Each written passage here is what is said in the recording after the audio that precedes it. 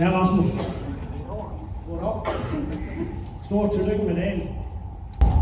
Og som repræsentant for Faaborg Midtfyns Erhvervsråd, der vil jeg starte med at takke Ringe Frie Efterskole for at lægge lokaler til og være med til at synliggøre og festliggøre den dag, hvor vi skal fejre udnævnelse af årets lærling, Rasmus, her i dag. I Faaborg Midtfyns Erhvervsråd, der gør vi rigtig mange tiltag for at synliggøre vores erhvervsuddannelser.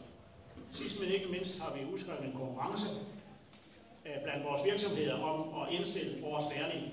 Vi fik temmelig mange gode forslag, og der var 5 gode kandidater. Og her blev du, Rasmus, valgt til årets lærling.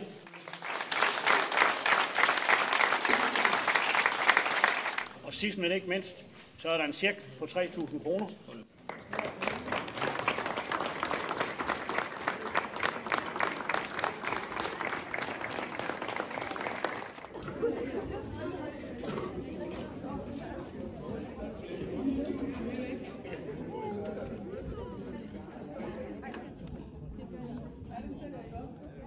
Så det ikke kan komme til.